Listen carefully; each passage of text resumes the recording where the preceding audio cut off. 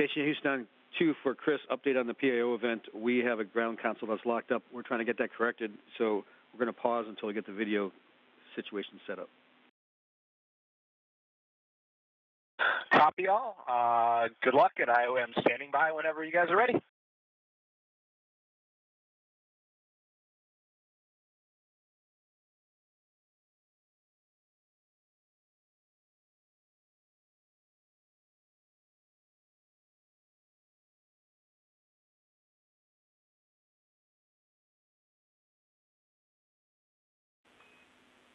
Station Houston on Space Ground 2. Chris, we need another voice check before we get going. Copy that. I'm ready to give you a 5 count. 5, 4, 3, 2, 1.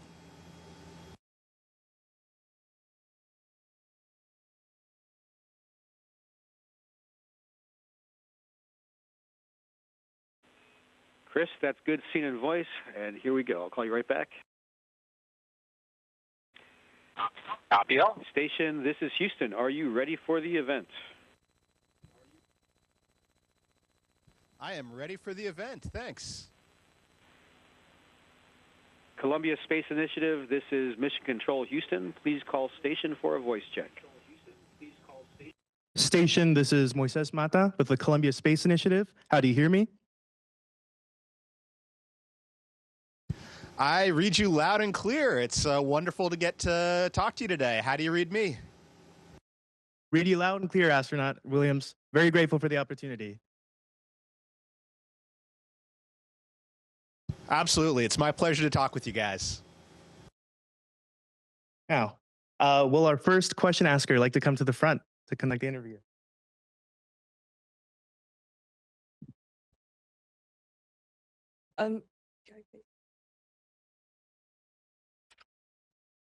Hi, Astronaut Williams. I'm Candace. I'm a junior studying astrophysics and CS. My question for you today is, what does it feel like to see Earth from space? Hey, Candace. Nice to meet you. I'm Chris, and thanks for the question. I would say it's a pretty breathtaking sight. We have this cupola module which has 7 windows that gives you a pretty big panoramic view, and I've been up here for a couple months now, and I still don't get over it how beautiful it is every time I look out the window, and how special of a view and how special of a place our planet is, and it really gives you a deeper appreciation for it seeing it from up here. That's amazing. Thank you. Hi, Astronaut Williams. I'm Nidhi, and my question is, has living in a designed environment that's completely disconnected from Earth changed how you think about cities or buildings back home? Hey, Nidhi, that's a really, really good question and a super interesting one, because I would say that it has a little bit.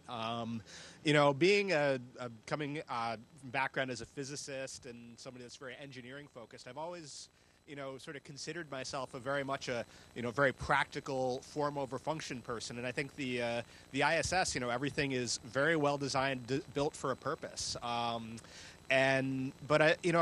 living up here and I think one of the things I've really come to appreciate is, I just sort of mentioned this cupola module, and if I think about where I spend my free time and the things that give me, the most joy, I mean, doing a good job and doing the work up here gives me a lot of joy, but being able to look out the window and it is really special to me. And when I think about it, there is a practical purpose of this cupola for robotics and that sort of thing, but it's also an aesthetic thing, and it has a it has a very iconic view to it, and it's made me reconsider that, thinking about aesthetics and thinking about the things that bring sort of joy and humanity to something actually really matter a lot. And I think I'm going to think a little bit differently about sort of how things are designed in the future based on that.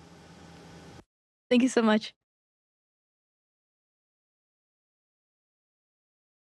Hi, Astronaut Williams. My name is Diatu. I'm a junior studying mechanical engineering. And my question is there a moment on the ISS, something small or mundane, that best captures what life in space is really like? Yeah, actually, that's a really good question as well. Yeah, there's something that pops to my mind. Recently, I was up here with a few of my crewmates, and it was the weekend, and we were all standing or floating around our dining table, and I was drinking some tea from a little bag, and we were having a conversation, and I put it down on the table, which has duct tape on it, so that things will hopefully stick to it. And we were talking, and I turned back to get my tea, and it was gone. And this was like sitting on the table right next to us, and it had just floated away while we were having a conversation. We were all there, nobody noticed it, and we spent about 10 minutes looking for this bag of tea and where it could have floated to. We checked all the air intakes and everything, and we just couldn't find it. And then like 15 minutes later, it just like starts floating across like in the middle of the room, and it was just one of those things where, boy, life in microgravity is weird and funny. That's really funny. Thank you.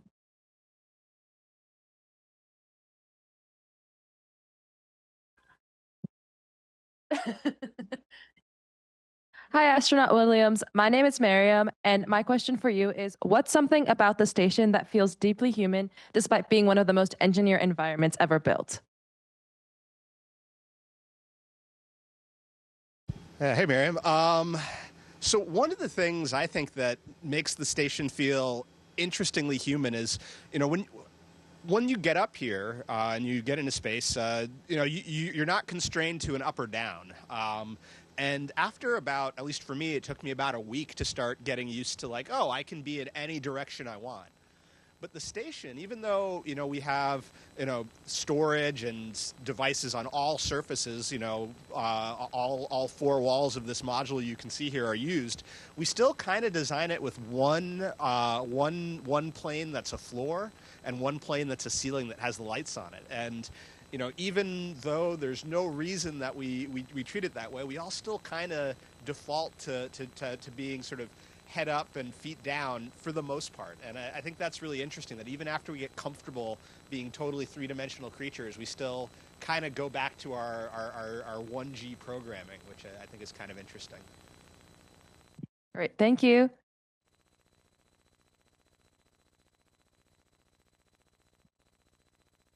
Hi, I'm Ashi. So, your career spans both astrophysics and medical physics. How did you approach this career transition, and how has it impacted your perspective in the work you do on the ISS? And what advice would you give students who are navigating similar transitions?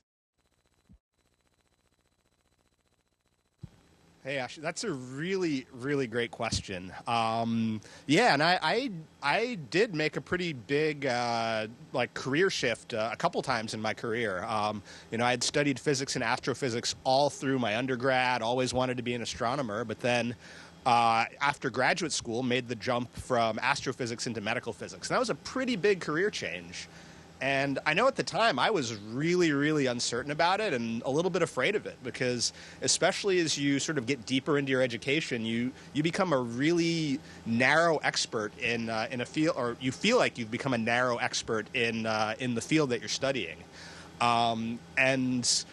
One of the things I realized after making the transition from astrophysics to medical physics is that actually a lot of what I'd learned, even though it didn't directly apply, some of it did, but a lot of the ways of thinking and approaching problems that you learn still carry through. And it gave me a lot of confidence that, I can approach something that maybe I haven't studied before, but I can use my background and use the ways that I've learned to think like a scientist, think like an engineer, to tackle new problems, and that will still give me something that I can work with. And that's helped me up here, because as an astronaut, you're doing a lot of different experiments. I was doing a bunch of biology experiments just last week in a glove box, and I'd never done that before, but knowing that, I know how to think like a scientist, and I've learned how to think like a scientist, gave me the confidence to say, okay, well, this isn't something I've done before, but I know how to approach these problems. And so I think the advice I would have is to not be afraid that just because you've gone down one path, you think you're giving up what you've learned or worked for. The ways of thinking and the ways of problem solving that you learn will apply across many different fields. And so, have confidence that that you still have something you can really bring to the table. Great. Thank you.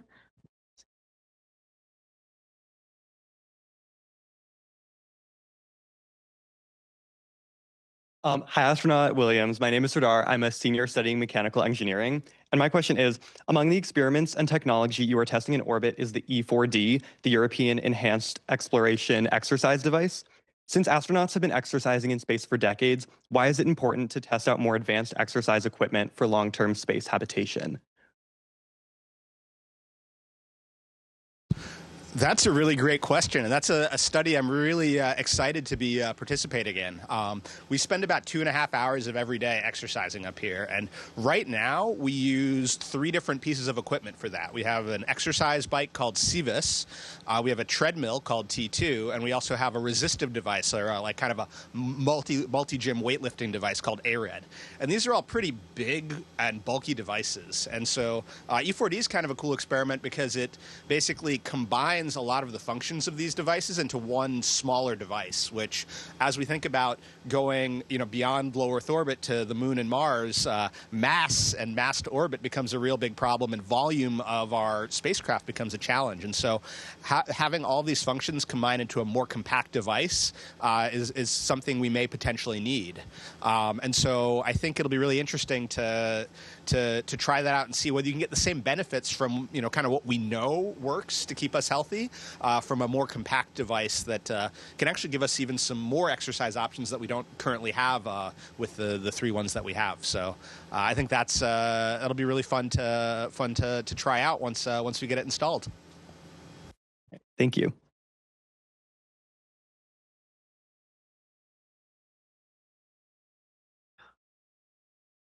Hi, Astronaut Williams. My name is Adam. I'm also a senior in mechanical engineering, and I co-lead our rocketry team here at CSI. So my question is, what does the launch vehicle and the space station actually sound like as a person experiencing it? And both during major events and also routine life as an astronaut. Yeah, that's an interesting. So what does it kind of sound like? I would say, I launched on a Soyuz rocket, and one of the things I would say that there are a few things that kind of struck me. It feels very much like being in one of the simulators, except that while you're sitting on the launch pad, the rocket it almost hums and vibrates a little bit. You can almost feel it, and I think because it's full of cryogenic fuel that's all boiling off and that sort of thing. Like it has a kind of a little very subtle vibration to it. But the launch, it almost felt quieter than I thought it would be. There was definitely some noise, but a lot quieter. And then up on station, one of the things you notice is the omnipresent sound of fans. The lack of convection means that we can get CO2 pockets building up in front of us, and so there's always air circulation and ventilation, also to cool all of our equipment. So there's just a lot of background fan noise up here, which is something that you get used to. It actually is eerie when fans turn off because it's almost too quiet, which is really a strange feeling. That's fascinating. Thank you so much.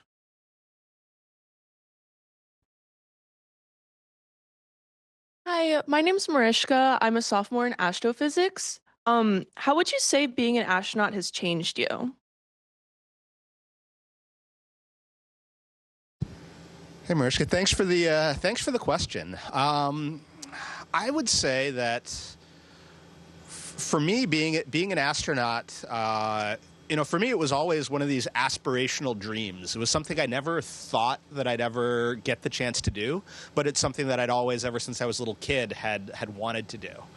And I think one of the interesting things is that it had always, becoming an astronaut had always been one of these sort of motivational ideals for me. And then I found one day, all of a sudden, I got, was super fortunate to have reached that and had, and to have, become an astronaut. And I think one of the things that it changed in me is I sort of lost this sort of bigger goal of, hey, I have this thing that I always want to be, and it made me try to then think about, okay, what are the things that drive me and motivate me to excel, and I think it made me really focus on appreciating the situations that I'm in and the people that I'm with even more than I think I already did, because I realized that, you know, the most special thing about this job is yes, the opportunity to fly in space, but I've been so overwhelmed by the people that I get to work with, both the other astronauts, the people on the ground, and so I think it's helped me gain a little bit of perspective, which I think has been really nice, in addition to the perspective of being able to look back on Earth, which is also pretty cool. Thank you.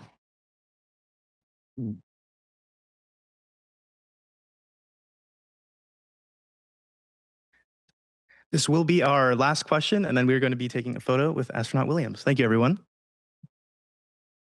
Hey, Astronaut Williams. I'm wondering how your team building experience as with Scouts when you were younger impacted your career as an astronaut. Yeah, that's a great question. I was involved in the Scouts basically my entire time growing up, and I would say for me it was a pretty powerful experience, just because, you know, as you mentioned, there's a lot of team building, but also a lot of leadership opportunities as a kid.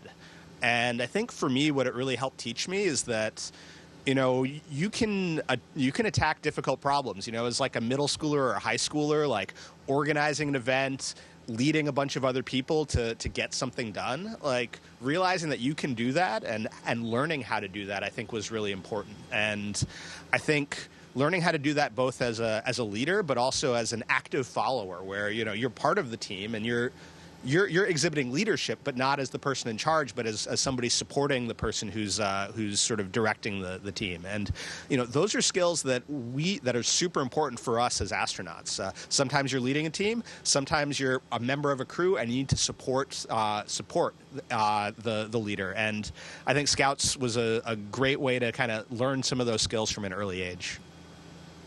Great, thank you so much. Okay, everyone. So that will conclude the question section of the interview. Astronaut Williams, on behalf of everyone in the room and everyone coming in from Zoom, we'd like to thank you very much for the opportunity to speak. This has been a really awesome experience. Okay.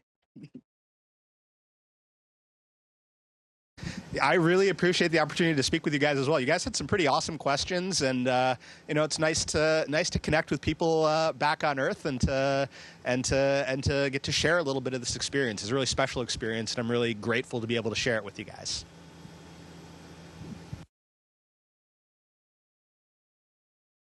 Thank you very much. Those wearing CSI shirts, would you like to come up for a picture, please?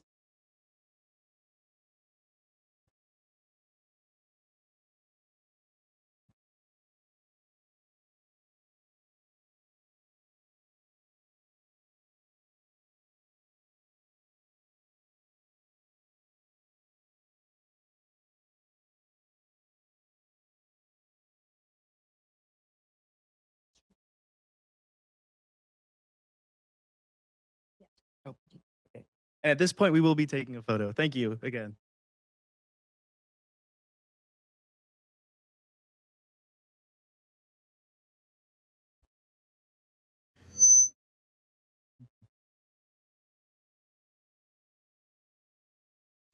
Station to Houston ACR, that concludes the event.